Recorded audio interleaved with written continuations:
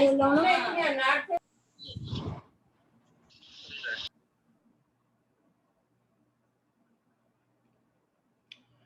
अब जनाब हमारे पास जो एरे रहा वो ये रहा, तो ये हो गया सॉर्टेड। अब इंसर्शन सॉर्टिंग में और बबल सॉर्टिंग में क्या डिफरेंस है? बबल सॉर्टिंग जो है वो करंट एलिमेंट को नेक्स्ट आइटरेशन से मैच करता हुआ चलता है, और फिर जो है वो अगली लाइन में अगर स्वैपिंग नहीं भी होती तो वो नेक्स्ट आइटरेशन चेंज कर लेते हैं, लेकिन यहाँ पर तब तक आइटरेशन चलते रहेगी जब तक कि स्वैपिंग नहीं होगी। तो अब यहाँ पर इसकी आइटरेशन में और जनाब इसकी आइटरेशन में आप लोग खुद ही फर्क देख लोगे कितना फर्क है। तो अब आप लोगों को इसी सॉर्टिंग इंसर्शन सॉर्टिंग का कोई भी एरे बना लेना, लेकिन वो एरे जो है वो क्या होना चाहिए? यूजर्स इनपुट, उसमें जितने भी एलिमेंट आएंगे वो यूजर्स इनपुट आएंगे, साइज भी यूजर डिफाइन करेगा। आप क्या करोगे? उसका सॉर्टिंग करोगे, उसका सिर्फ बल्कि एक काम करना, एल्गोरिथम लिखने की जरूरत नहीं है, सिर्फ फ्लो चार्ट दे देना, फ्लो चार्ट और कोड और रिजल्ट, दैट्स इट। ये क्वेश्चन नंबर 1 है भाई, क्वेश्चन नंबर 1 लैब नंबर 10 का क्वेश्चन नंबर 1, ये नोट डाउन कर लो, मैं बता भी दूंगा आप लोगों को। बबल सॉर्टिंग और इंसर्शन नहीं नहीं सॉर्टिंग नहीं, दोनों करनी? बबल नहीं, बबल हो चुकी है, कोड लिख दिया ना। इंसर्शन सॉर्टिंग से क्वेश्चन नंबर 1 है इंसर्शन सॉर्टिंग। मैं क्वेश्चन दे भी दूंगा तुम लोगों को, फाइल शेयर कर दूंगा, उसमें मेंशन होगा, ठीक है? तो अभी टाइम थोड़ा ज्यादा दीजिएगा, प्रोजेक्ट्स वगैरह भी है। हाँ हाँ ले लेना यार, मसला नहीं है। सर फ्लो चार्ट ये बनाना है? फ्लो चार्ट ये नहीं बनाना जैसे आप लोग प्रोग्राम में फ्लो चार्ट बना के आए हो ना, फ्लो चार्ट ऐसे बनेगा जैसे आपने डायमंड की शेप में ये डिफाइन कर दिया ये वाला कोड। अब इस कोड के बिहाफ पर क्या डिसीजन हो रहा है, स्वैपिंग का एक अलग बॉक्स बना दोगे, नॉन स्वैपिंग का एक अलग बना दोगे। सर एक फ्लो चार्ट भी बताते हैं। नहीं मुझे नहीं आता, इसलिए असाइनमेंट दिया है। सही है सर प्लीज। तुम्हें बहुत सारी एग्जांपल्स वगैरह मिल जाएंगी, कर लो, ये टास्क है तुम लोगों का। बहुत सारी एग्जांपल तुम लोगों को एरे, तुम लोग सिंपल क्या करना, बेसिक एरे फ्लो चार्ट देख लेना, उसी से समझ में आ जाएगा कि कोई हार्ड एंड फास्ट रूल नहीं है, बस सिर्फ तुम लोगों को डायमंड में और बॉक्सेस में अपने अपने कोड डिफाइन करने, उसके बिहाफ पर क्या फ्लो चल रहा है ये तुम लोगों को खुद ही समझ में आ जाएगा। सही है, अभी फॉर द टाइम बिंग लगेगा लेकिन हो जाएगा। अच्छा जनाब, अब जो है हमारे पास ये ओवरऑल हम लोगों ने बात कर ली कि भाई एरे क्या था। अब जनाब जो एक्चुअल लैब नंबर 10 है हमारे पास वो क्या है? Dimensional array. कि एरे के अंदर डायमेंशन भी तो हो सकती है ना, सिर्फ एक कलेक्शन तो सिंगल डायमेंशन का तो नहीं हो सकता ना, इसमें तो बहुत सारी डायमेंशन भी हो सकती हैं। लेकिन इम्प्लीमेंट जो हम लोग करते हैं और आपकी टीचर भी अगर आपको एरे पढ़ाएंगी तो वो 2 डायमेंशनल एरे से ज़्यादा नहीं जाएंगी। वैसे तो डायमेंशन 3 भी होती हैं, 4 भी होती हैं, फिर जैक एरे का कॉन्सेप्ट आ जाएगा। तो ये तमाम क्या है, ये एडवांस टॉपिक हैं किसके? एरे के, लेकिन इनको कवर अप करते हुए चलेंगे, टेंशन नॉट। तो क्या है, हम लोग यहाँ पे बात करते हैं कि भाई डायमेंशनल एरे, डायमेंशन की अगर हम लोग बात करते हैं ना अगर एर किसी भी कलेक्शन में, तो हमें मिलता है मैट्रिसेस का एग्जांपल। मैथमेटिक्स में सब मैट्रिसेस सॉल्व करते हो, हम लोग भी सॉल्व करते हुए आए हैं। वो किस तरीके से होता है? वो जनाब रॉज और कॉलम में बना हुआ होता है, जिसमें रॉ में कुछ एलिमेंट होते हैं और उसके कॉलम में कुछ एलिमेंट होते हैं, बाकायदा उनके इंडेक्सेस उस तरीके से अरेंज हुए होते हैं, राइट? जी चलो अच्छी बात है, जैक एरे पढ़ लोगे, आज भी हम लोग पढ़ लेंगे जैक एरे होता क्या है। अब जनाब मैट्रिसेस क्या बनता है कि अगर हम मैट्रिसेस की मिसाल ले लें तो मैं एक बॉक्स कंसीडर कर लूँ। वैसे तो मैट्रिक्स इस तरीके से बनता है भाई, सॉरी यूं, इस तरीके से, लेकिन यहाँ पर हम इस डायमेंशन को कहते हैं रॉ और इस डायमेंशन को कहते हैं कॉलम। ठीक है, तो थोड़ा तमीज से बना लेते हैं। अगर मैं यहाँ पर ये मैंने एक डायमेंशन बना दी, तो मुझे बताओ कि ये इस डायमेंशन से आपको क्या समझ में आ रहा है कि किस टाइप का ये मैट्रिक्स है?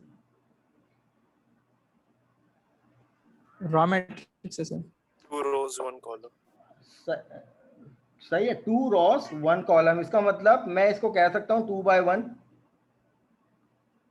ठीक है, तो इसमें जो एलिमेंट आएंगे कुछ इस तरीके से आएंगे कि जैसे कि 1 और यहाँ पे आ गया 2, ये मैट्रिक्स है जिसमें एक रो दूसरी रो और ओवरऑल एक ही कॉलम। तो ये क्या है, ये रो और ये कॉलम, ये क्या है, ये डायमेंशन है, ये पहली डायमेंशन और जनाब दूसरी डायमेंशन। अब इसी तरीके से अगर मैं दूसरे मैट्रिक्स की बात करूं और इसमें इस तरीके से कर दूं, तो अब मुझे बताओ कि इसमें कितनी डायमेंशन आपको समझ में आती हैं? क्या अब ये 2x1 का 2x2 मैट्रिक्स रहा? नहीं, अब जो है Yes, ये sir. 2x2 का, 2x1 का नहीं रहा, अब ये 2x2 का रहा। क्यों? अब ये वाला 2 क्या है और ये वाला 2 क्या है जनाब? इसको हम लोग कंसीडर कर रहे होते हैं रो और इसको कंसीडर कर रहे होते हैं कॉलम। आपकी अपनी मर्जी है कि आप उसको कॉलम सेलेक्ट कर लो, उसको रो सेलेक्ट कर लो, लेकिन हम लोग जनरली जो दुनिया सेलेक्ट करती है, कंसीडर करती है, वो जनाब इसको रो कंसीडर करती है और इसको कॉलम कंसीडर करती है।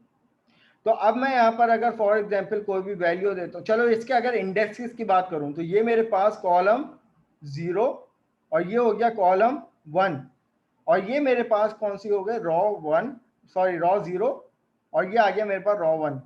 तो अब यहाँ पर इन दोनों को देखते हुए इनके इंडेक्सेस बता सकते हो कि अगर मैं यहाँ पर इसके इंडेक्सेस की बात करूँ तो ये वाला सेक्शन का इंडेक्स क्या है कि जनाब 0 रो और 0 कॉलम।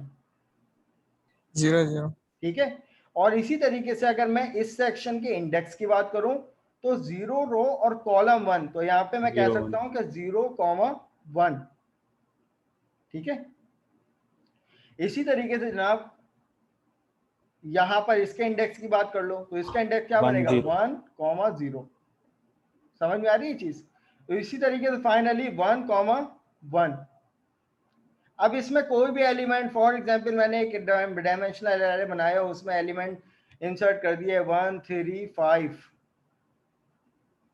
7, ये एलिमेंट है मेरे। तो अगर मुझे यहाँ पर पिक करना है 5 एलिमेंट को प्रिंट करवाना है तो मुझे यकीनन ये वाला इंडेक्स देना पड़ेगा। तो अब ये कैसे देंगे, ये एरे बनेगा कैसे? तो जनाब इसकी पहचान ये है कि अगर फॉर एग्जांपल हमने एक एरे बनाया था, अभी तक के हमें ये वाला एरे बनाना आता है कि भाई ये एक एरे है जिसमें हमने डिफाइन कर दिया न्यू इंटीजर और इसका साइज विच इज 5, और यहाँ पर आप चाहो तो एलिमेंट दे दो, जब ना देना चाहो तो नहीं दो। तो अब इस टाइम यहाँ पर हमें ये समझ में आता है कि भाई ये एरे है जिसमें 5 एलिमेंट अलाउ हैं। तो इसका मतलब ये कुछ इस टाइप का एरे कि जिसमें 1 2 3 4 यहाँ तक की अगर हम बात कर लें तो ये वाला एरे है जो हमारे पास इस तरीके से, लेकिन हमें तो ये वाला एरे चाहिए। अब इसमें क्या है और इसमें क्या है फ़र्क है जनाब? इसमें ये सिंगल डायमेंशन है, ये पूरी एक रॉ है सिर्फ, लेकिन यहाँ पर रॉ के साथ जनाब कॉलम भी हैं, 2 कॉलम हैं और 2 रॉस हैं। अब ये डायमेंशन कैसे बनेगी? पहचानने का तरीक़ेकार ये है कि अगर किसी एरे में स्टार्टिंग में अगर एक कॉमा लग जाए ना तो इसको कहते हैं 2 डायमेंशनल एरे। कि अब इसका मतलब कि एक डायमेंशन कॉमा से पहले हो गई और एक डायमेंशन कॉमा के बाद हो गई। ठीक है, तो मोस्टली तौर पर हम इसको आर कंसीडर करते हैं और इसको कॉलम कंसीडर करते हैं। ये सिर्फ मैंने लिख दिया लेकिन ये सेंटेक्स नहीं है। तो सी जो है वो एक डायमेंशन है और जनाब इसी तरीके से आर जो है वो एक डायमेंशन है। तो अब ये ओवरऑल पूरा मेरे पास जो अब तरीके का जो डायमेंशनल एरे बनेगा वो इस तरीके से बनेगा। मैंने यहाँ पे कॉमा लगा दिया। अब उसके बाद यहाँ पर रैंक डिफाइन किस तरीके से करेंगे कि अगर मुझे जनाब ये वाला मैट्रिक्स चाहिए 2 by 2 का तो मैं यहाँ पे क्या लिखूंगा 2,2। तो अब इसको ये मिल गया कि जनाब ये एक डायमेंशनल एरे है जिसकी एक डायमेंशन ये है और एक डायमेंशन ये है। अब एलिमेंट कैसे डालोगे भाई? तो एलिमेंट इंसर्ट करने का तरीकेकार क्या है कि एरे इक्वल टू, अब यहाँ पर डिफाइन कर दो।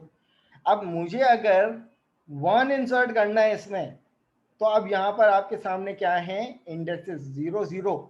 तो मैं यहाँ पे क्या लिखूंगा 0,0 विच इज इक्वल टू 1। तो अब इसका मतलब ये है कि मेरे पास इस सेक्शन में 1 स्टोर हो चुका है। यहाँ तक क्लियर हुआ सबको? क्या आप ये कैसे पहचानोगे कि ये कौन सी टाइप का एरे? कि जनाब ये 2 डायमेंशनल एरे है। तुमने 2 ही क्यों कहा? क्योंकि जनाब यहाँ पे एक कॉमा लगा हुआ है, तो हमें ये पता है कि कॉमा से पहले एक डायमेंशन होती है, इसके बाद 2 डायमेंशन। अगर मैं कह रहा हूँ कि भाई मुझे 3 डायमेंशनल एरे बनाना, तो जनाब आप यहाँ पे एक और कॉलम कॉमा दे दोगे, तो एक डायमेंशन इस कॉमा के बाद, एक डायमेंशन इस कॉमा के बाद और एक इससे पहले, तो ये 3 डायमेंशन हो गई। तो इसी तरीके से जितने नंबर ऑफ कॉमास होंगे उससे एक ग्रेटर उसकी डायमेंशन होगी। कि अब जैसे यहाँ पर एक कॉमा है ना, तो इससे एक ग्रेटर इसकी डायमेंशन है, यानी 2। 2 कॉमा थे तो मैं 3 डायमेंशन कहूंगा, 3 कॉमा थे तो मैं 4 डायमेंशन कहूंगा। ठीक है। और अब इसके बाद ये जो इस चीज भी देखेंगे कि भाई अगर मेरे पास डायमेंशनल एरे है तो क्या वो सिंगल लूप से पॉसिबल होगा? अगर मुझे ये मैट्रिक्स प्रिंट करवाना है एज इट इज, तो क्या सिंगल लूप से पॉसिबल होगा? क्योंकि हमें ये देखा कि भाई हमने सिंगल लूप तब लगाया जब हमारे पास सिर्फ रॉस थी, लेकिन अब जनाब हमारे पास डायमेंशन है कौन सी? कॉलम की। तो अब रॉ के लिए एक अलग लूप लगेगा और कॉलम, क्योंकि ये ओवरऑल पूरा एक ही मैट्रिक्स है ना, तो जनाब इसके लिए एक अलग लूप लगेगा और इसके लिए एक अलग लूप लगेगा। तो जितने डायमेंशन ऑफ एरे होते हैं उतने नंबर ऑफ लूप से वो हैंडल होता है। कि अगर फॉर एग्जाम्पल मेरे पास यहाँ पे तीसरी डायमेंशन आ जाती, तो यहाँ पर कितने लूप लगते? जितनी नंबर ऑफ डायमेंशन होंगी, 3 डायमेंशन तो जनाब 3 लूप लगेंगे। तो ये डॉक्टर खालिद खान साहब स्पेशली इंटरव्यूज़ में, यूनिवर्सिटी के इंटरव्यूज़ में, डिमॉन्स्ट्रेशन में खास कर ये वाला सवाल लाजमी पूछते हैं एरे के हवाले से। 2 सवाल पूछे और मुझसे भी पूछे थे जब मेरा डिमॉन्स्ट्रेशन चल रहा था, और वो इस तरीके से पूछते हैं कि जनाब अगर आपके पास सिंगल एरे है तो उसको प्रिंट करवाने के लिए कितने लूप दरकार हैं? तो जनाब सिंगल डायमेंशन है तो सिंगल लूप, लेकिन अगर मेरे पास 3 डायमेंशन एरे है तो उसको हैंडल करने के लिए कितने लूप रिक्वायर्ड होंगे? तो अक्सर कैंडिडेट्स क्या कह देते हैं कि जनाब 2 डायमेंशन है या 3 डायमेंशन है तो जनाब हमारे पास जो है वो 2 लूप इस्तेमाल होंगे। नहीं, वो एक लैस बताते हैं कि जनाब जितनी डायमेंशन होंगी उतने नंबर ऑफ लूप इस्तेमाल होंगे। अब यहाँ पर 2 डायमेंशन है, एक डायमेंशन रॉ की है, एक डायमेंशन कॉलम की है, तो 2 नंबर ऑफ लूप इस्तेमाल होंगे। ठीक है। और अक्सर कैंडिडेट ये भी गलती कर देते हैं कि जनाब इसको गलती से कह देते हैं कि ये 1 डायमेंशन है क्योंकि 1 कॉमा है। नहीं भाई, ऐसा नहीं कि एक डायमेंशन कॉमा, कॉमा का मतलब ही यही है कि 1 से ज्यादा डायमेंशन आ गए। अब कितनी होगी?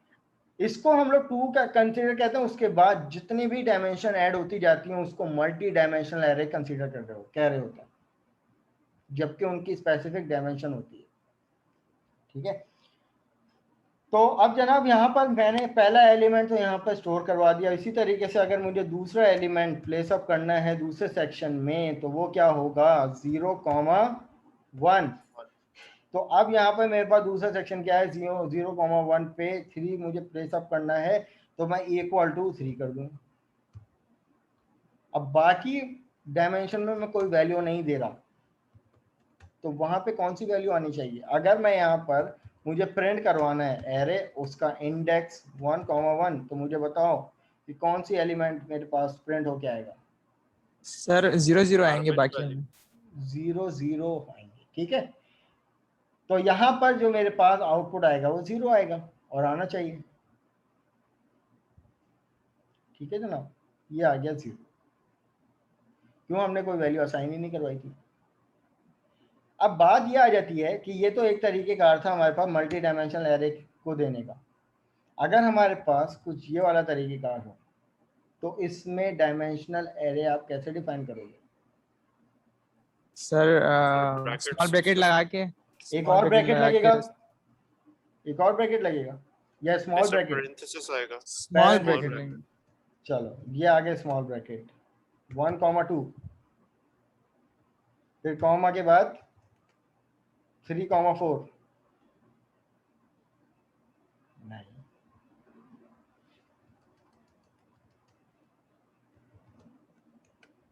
1,2 और जनाब ये आ जाएगा 3,4।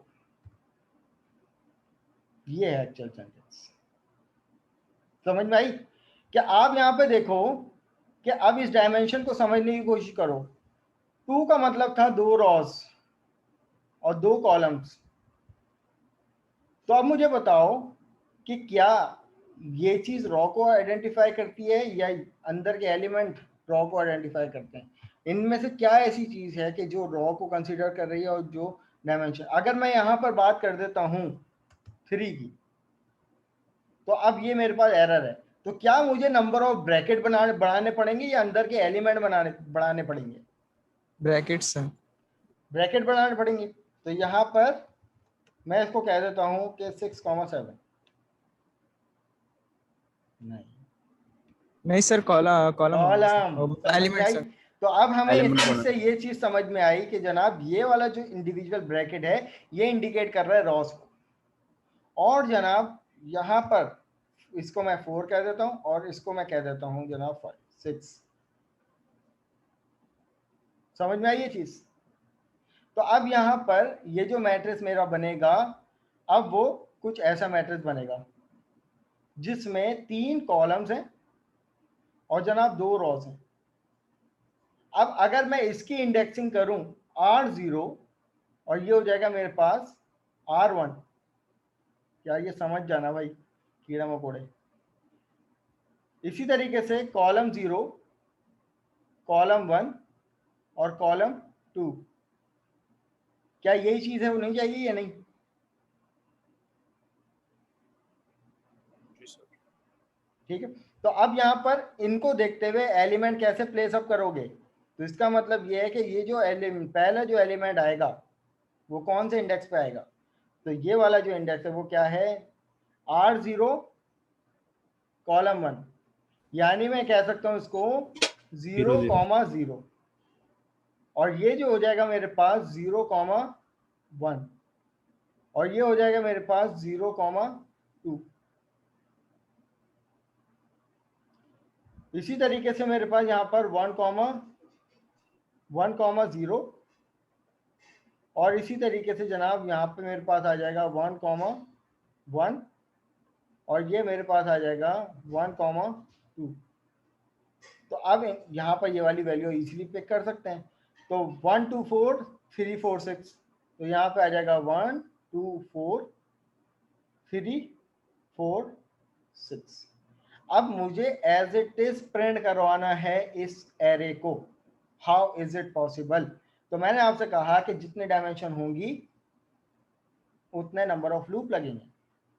तो पहला लूप कहाँ से चलेगा? 0 से स्टार्ट होगा, क्योंकि आप यहाँ पे देखें पहला लूप हम लोग किस तरीके से किसको कंसीडर करते हैं कि जनाब वो हैंडल करेगा रॉस को।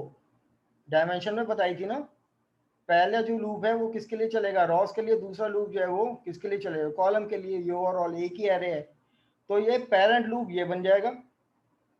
ठीक है, और यहाँ पर ये वाला लूप ये जो है ना वो चाइल्ड लूप बन जाएगा। तो अब मुझे बताओ कि पेरेंट लूप जो है वो 0 से स्टार्ट करेंगे और कहाँ तक चलाएंगे? कहाँ तक चलाएंगे? जो भी मेरा एरे है डॉट लेंथ।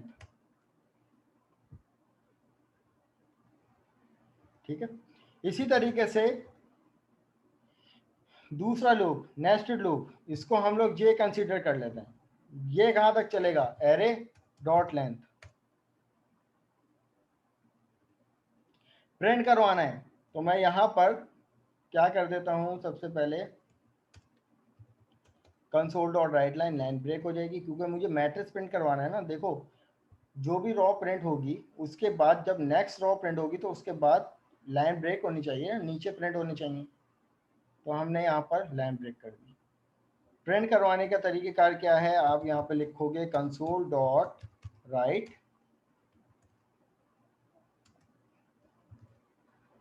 और यहाँ पर आप एरे डिफाइन करोगे। एरे मेरे पास क्या है?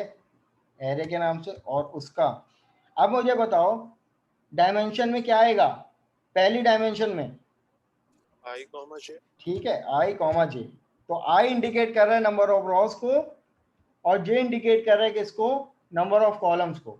और साथ साथ जनाब मैंने कॉन्कैटिनेट करके यहाँ पर दे दिया /t, क्योंकि मुझे उसको स्पेस भी देना ना, मैट्रिक्स बनाना है। तो अब यहाँ पे देखते हैं मुझे आउटपुट क्या मिलता है।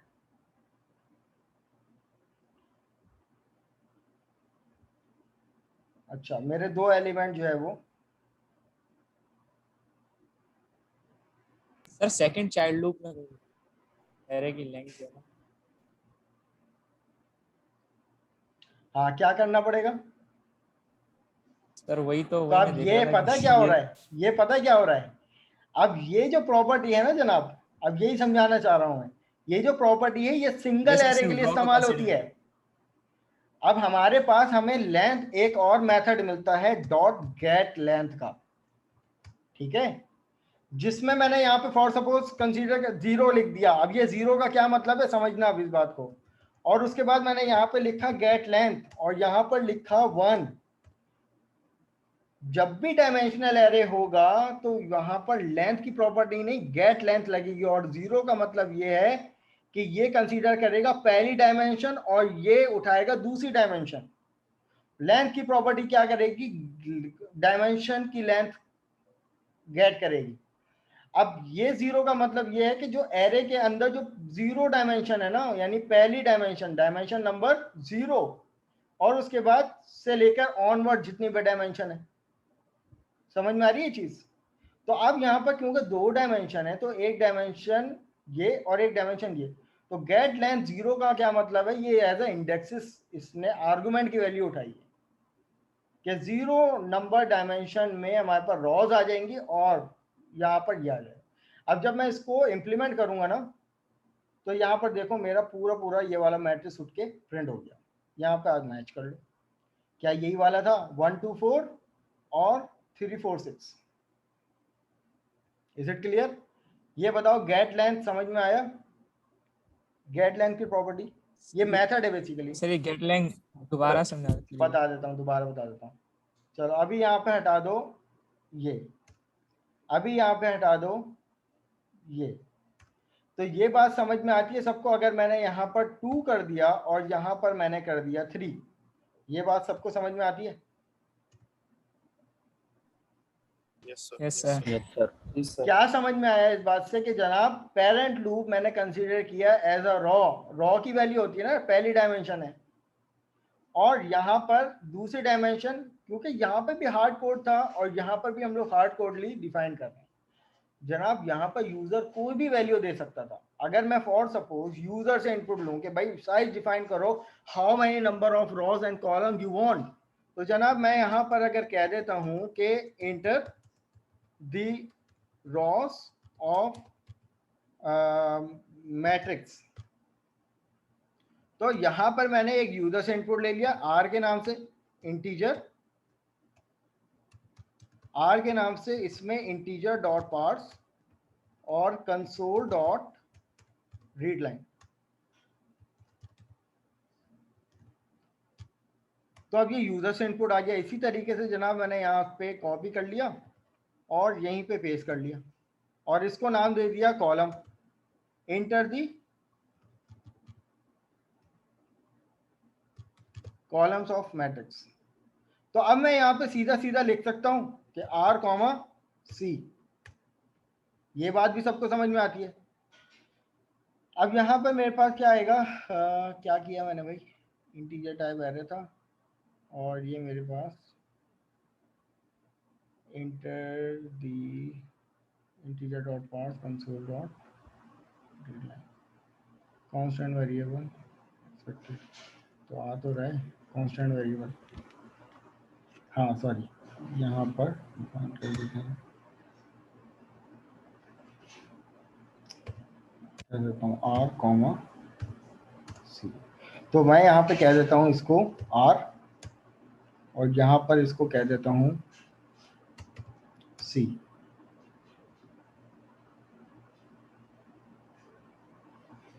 अरे शायद आपने आगे वैल्यूज दी हुई है ना, इस वजह से कहाँ दी है error मैंने वैल्यू? 1 2 4 3 4 6।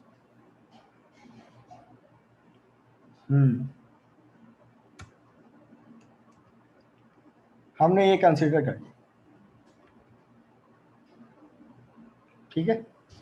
तो अब यहाँ पर ये बात सबको समझ में आती है कि भाई अगर यूजर ने ये साइज डिफाइन कर दी है, अब यूजर आप एक तरीकाकार ये भी कर सकते हो, अगर मैं यहाँ पर इसी को इम्प्लीमेंट करूँ ना तो ये मुझसे वैल्यू लेगा, मैंने यहाँ पे दे दिया 3 और यहाँ पे दे दिया 2, लेकिन इससे क्या मिलेगा मुझे? नल। मैंने वैल्यू तो दी नहीं, मैंने तो इंडेक्सेस सिर्फ डिफाइन कर दिए। मैंने सिर्फ ये डिफाइन किया भाई कितने रॉस और कितने कॉलम होने चाहिए, तो यहाँ पे इसने डिफाइन कर दिया 3 रॉस हो गई और 2 कॉलम्स हो गए। मुझे वैल्यू भी तो लेनी है ना भाई। तो अब अगर मैं इसी को ही कंसीडर कर लूँ, ये तो मुझे देगा, अब कोई बना बनाया मेरे पास एरे है।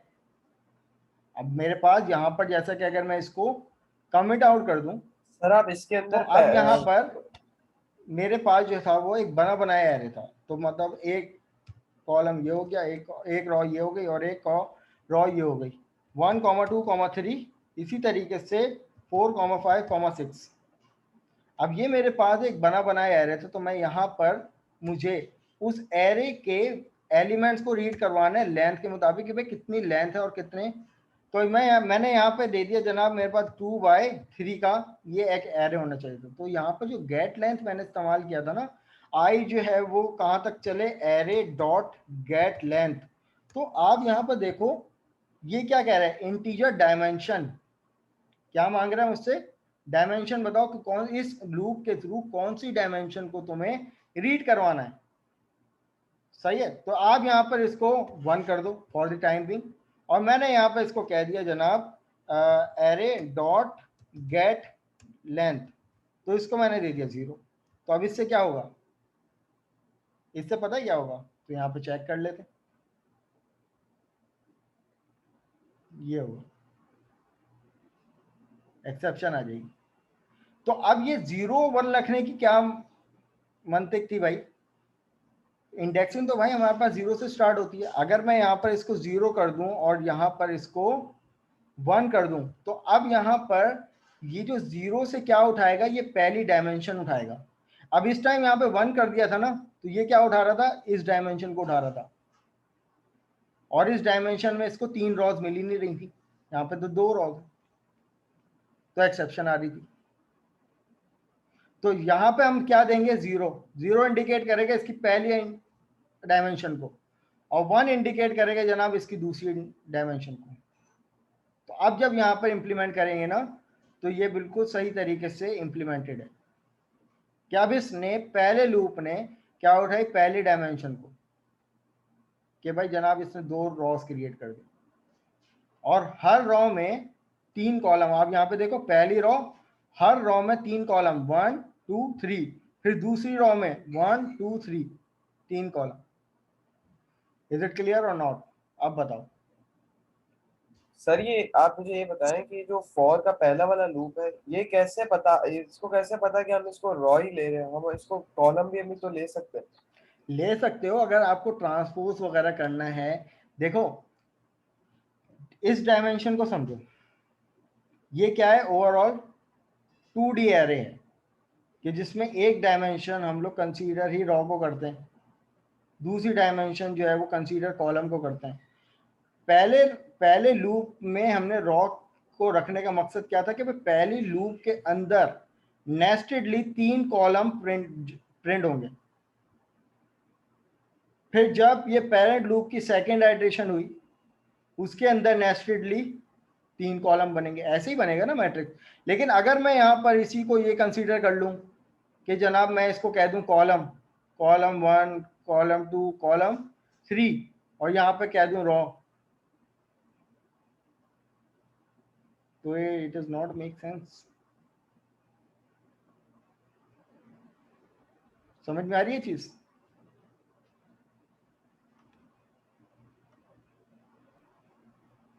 जी भाई, जिनका सवाल था क्लियर हुआ? जी सर, जी जरूर। अच्छा, अब यहाँ पर हमें क्या करनी है भाई, कुछ इम्प्लीमेंटेशन वगैरह भी करनी है। और वो इम्प्लीमेंटेशन क्या हो सकती है, ये तो हमने प्रिंट करवाना देख लिया ना कि भाई एक जो है वो एरे। अब हमें क्या करना है कि इस एरे में यूजर से इनपुट की वैल्यू लेनी है। हमने जनाब यहाँ पर इस एरे को डिक्लेयर कर दिया, और हम चाहते हैं कि भाई साइज भी यूजर इनपुट करे, ये भी यूजर बताएगा। तो उससे पहले मैं बल्कि यहाँ पर ये वाला काम वापस कर देता हूँ। मैंने यहाँ पर सिर्फ ये कह दिया कि भाई पहले तो साइज भी यूजर इनपुट करेगा, तो मैं इसको अनकमेंट कर देता हूँ। पहले हमसे पूछा जाए कि जनाब how many number of rows you want, and how many number of column you want. तो मैंने यहाँ पे सीधा सीधा आर कॉमा सी लिख दिया। अब इससे एरे का जो है वो मेरे पास रैंक तो डिफाइन हो गया। अब एरे में मुझे यूजर से भी तो इनपुट लेने। अब जनाब याद रखिएगा कि यूजर से इनपुट लेना 2 लूप का काम है, ठीक है। एरे बनाना 2 लूप का काम है और उसी एरे को प्रिंट करवाना 2 लूप का काम है। तो अब ये वाला काम जो है वो तो क्या करके देगा, अभी क्योंकि हमने एलिमेंट डिफाइन नहीं किए हुए तो वो बाय डिफॉल्ट सबको क्या कर देगा, 0 कर देगा और ये 0 मैट्रिक्स मुझे प्रिंट करके दे देगा। तो अब यहाँ पे मैंने लिया 3,2 और यहाँ पर इसने 3/2 का जो है वो 0 मैट्रिक्स मुझे क्रिएट करके दे दिया। अब जनाब मुझे यूजर से इनपुट लेना है एरे के अंदर, सही है। तो हाउ इज इट पॉसिबल, पहला लूप बनाएंगे, आई के लिए बना दिया और उसके लिए मैंने यहाँ पे कह दिया कि जनाब ये चलेगा कहाँ तक, एरे डॉट गेट लेंथ और उसमें मैंने 0 इंडेक्स डिफाइन कर दिया, ठीक है। इसी तरीके से एक और लूप लगाया, इसको जे का नाम दे दिया और कहाँ तक चलेगा, एरे डॉट गेट लेंथ, इसको 1 का नाम दे दिया। अब मुझे एरे के अंदर यूजर से इनपुट लेना है। अब एरे मेरे पास क्या था, ये उसके इंडेक्स कॉमा आई कॉमा जे में यूजर से इनपुट चाहिए। तो जनाब मैं क्या करूंगा कि इंटीजर डॉट पार्ट्स और कंसोल डॉट रीड लाइन,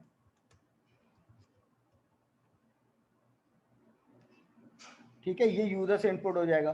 फिर उसके बाद अब भाई मैं साथ साथ ये भी चाह रहा हूँ कि भाई मेरे पास जो यूजर से इनपुट आए वो किस तरह आए, वो मुझे बाकायदा ये बताए कि भाई कौन से इंडेक्स पे कौन सी वैल्यू जा रही है। तो आप क्या कर लो, सिंपल कि स्ट्रिंग में डिफाइन कर दो कि ये जो एरे है उसमें प्लेस होल्डर डिफाइन कर दो,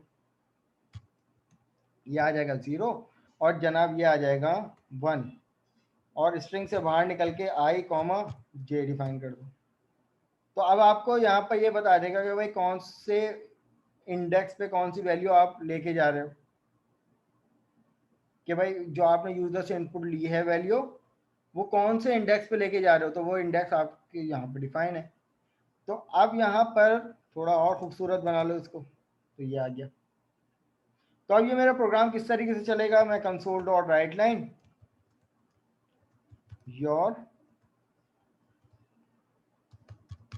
योर मैट्रिक्स इज, भाई स्पेलिंग मिस्टेक हो जाए आगे पीछे हो जाए तो मुआफ कर देना। तो जनाब यहाँ पर इसको इम्प्लीमेंट कर लेते हैं। अब ये मुझसे पूछ रहा है how many number of rose you want, मैं चाहता हूँ 3/3 का मैट्रिक्स प्रिंट हो जाए। तो मैंने यहाँ पर 3 रोज और 3 कॉलम ले लिया। अब ये कह रहा है कि भाई 3/3 का मतलब ये है कि आप कुछ ऐसा एरे बनाने जा रहे हो कि मैं यहाँ पर इसको इग्नोर करना, भाई ये मेरे पास रो है, ये मेरे पास रो है और जनाब मेरे पास ये रो है। इसी तरीके से यहाँ पर कॉलम 1 कॉलम 2 और कॉलम 3, तो यहाँ पर 3 कॉलम बन गए और जनाब यहाँ पर 3 रोज बन गए। अब जो ये मुझसे पहली वैल्यू मांग रहा है ना, वो कहाँ पे मांग रहा है, वो यहाँ पे मांग रहा है 0,0 पे। मैंने यहाँ पे जनाब इनपुट करवा दिया 1 इंटर। अब ये मुझसे मांग रहा है कौन से इंडेक्स पे वैल्यू, 0,1। तो 0,1 यानी 0 रो कॉलम नंबर 1, यहाँ पे मैंने 1 इनपुट करवा दिया। अब यहाँ पे मैं 2 इनपुट करवा देता हूँ, यहाँ पे मैंने जनाब 2 इनपुट करवा दिया। अब यहाँ पे मुझसे मांग रहा है 0,2, तो यहाँ पे मेरे पास आ गया 0 रो और तीसरा कॉलम। तो यहाँ पे मैंने 3 इनपुट करवाने जा रहा हूँ, तो मैंने यहाँ पर 3 इनपुट करवा दिया। अब ये मुझसे क्या मांग रहा है 1,0। 1,0 का क्या मतलब, रो नंबर 1, ठीक है, रो नंबर 1,0 पे वैल्यू मांग रहा है। मैंने यहाँ पे 4 प्रिंट करवा दिया। तो यहाँ पर मैंने जनाब 4 वैल्यू ले ली, फिर यहाँ पर 5 वैल्यू ले ली, फिर यहाँ पर 6 वैल्यू ले ली, 7, 8, 9 और उसके बाद यहाँ पर इसने मुझे प्रिंट करके दे दिया योर मैट्रिक्स इज दिस। 3/3 का मैट्रिक्स था, तो जनाब यहाँ पर 3 रोज और 3 कॉलम आ गए और कौन से इंडेक्स पे कौन सी वैल्यू है वो आपको यहाँ पे बता रहे हैं कि आपने 0 0 पे ये वाली वैल्यू ली थी, 0 1 पे ये वाली वैल्यू ली थी, 0 2 पे ये वाली वैल्यू ली थी, इसी तरीके से सो एंड सो फोर्थ। एक और दफा एग्जीक्यूट करके देख लो भाई इस प्रोग्राम को। तो यहाँ पर 4/3 1, 2, 3, 4, 5, 6, 7 यहाँ पर आ जाएगा 10 11 12। तो यहाँ पर देखिए तो कितनी रॉस, 4 रॉस, 1 2 3 4 और 3 कॉलम्स, ये मैट्रिक्स बन गया मेरे पास। Is it clear? तो इस तरीके से आप क्या करोगे, यूजर से इनपुट लोगे मैट्रिक्स के अंदर और उसी को क्या करवाओगे, प्रिंट करवाओगे। ठीक है जनाब। अच्छा मजीद आगे बढ़ते हैं इसमें। अब हमारे पास हमने यहाँ पर यूजर से इनपुट लिया, ये कौन सा लूप, ये पहला लूप का इनपुट था और ये उसी लूप को हम प्रिंट करवा रहे हैं। ठीक है, अब हम यहाँ पर इसी एरे को, मतलब आपको पता है कि कोई भी अगर मेरे पास मैट्रिक्स है, जैसे कि फॉर सपोज ये एक मैट्रिक्स है और ये 2x2 का है, तो 1 2 3 4। अब ये मेरे पास मैट्रिक्स है, मैं जनाब इसका ट्रांसपोज कर दूं तो ट्रांसपोज ऑफ मैट्रिक्स सबको पता है क्या होता है कि जनाब रॉस जो है वो कॉलम में चेंज हो जाती हैं और कॉलम जो है वो रॉस में चेंज हो जाते हैं। तो अब इसका मतलब जब मैं इसको ट्रांसपोज करूंगा तो ये जो रॉ है 1 2 वो कॉलम में चेंज हो जाएगी और ये जो दूसरी रॉ है ये दूसरे कॉलम में चेंज हो जाएगी 3 4। कुछ ऐसा होगा ना ट्रांसपोज। ठीक है, तो ट्रांसपोज ऑफ मैट्रिक्स जो है वो मुझे ये मिलना चाहिए। तो अब अगर मैं यहाँ पर अपने प्रोग्राम को इम्प्लीमेंट करता हूँ और मैंने फॉर सपोज यहाँ पर 2x2 का एक मैट्रिक्स लिया और इसमें वैल्यू दे दी 1, 2, 3, 4, तो ये मेरे पास एक्चुअल मैट्रिक्स प्रिंट हुआ। मैं चाह रहा हूँ कि भाई इसके साथ साथ मुझे इसी का ट्रांसपोज भी प्रिंट करवाना है। तो how is it possible? Simple सी लॉजिक है। आप क्या करो,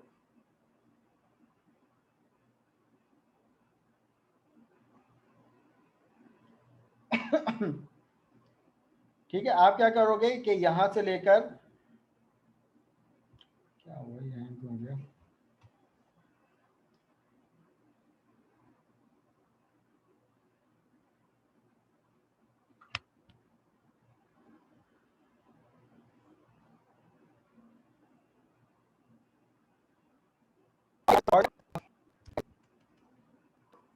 कि जो रॉ है उसको कर देंगे और जो कॉलम है उसको रॉ कर देंगे। अब ये क्या बना, तो यहाँ पर 2x2 का मैट्रिक्स था, यहाँ पर हमने 3, 2, 4, 1। एक्चुअल मैट्रिक्स मेरे पास क्या था, 2 3 और 4 1। ट्रांसपोज ऑफ क्या होता है, जो भी रॉज होती हैं वो कॉलम में चेंज हो जाती हैं और जो दूसरी रॉ होती है वो दूसरी कॉलम में चेंज हो जाती है। ठीक है क्लास, यहाँ पे मीटिंग हमारी एंड होने जा रही है, लेस देन अ मिनट रह गया। यहाँ तक कि कोई सवाल है तो पूछ लो, एक्नॉलेजमेंट दे दो, फिर आप लोग नेक्स्ट मीटिंग ज्वाइन करना। अच्छा ऐसा है कि भाई ब्रेक नहीं लेंगे आज, टॉपिक को कवर कर लेंगे, देन उसके बाद क्लास को एंड कर देंगे। ब्रेक में फिर तुम लोग एक साथ नमाज पढ़ लेना, हम भी नमाज पढ़ लेंगे बाद में, टाइम तो है अभी। ठीक है, जो अपने तौर से ब्रेक लेना चाह रहे हैं वो ले लें, उनको मना नहीं है, लेकिन मैं सेशन दोबारा से रिज्वाइन कर रहा हूँ।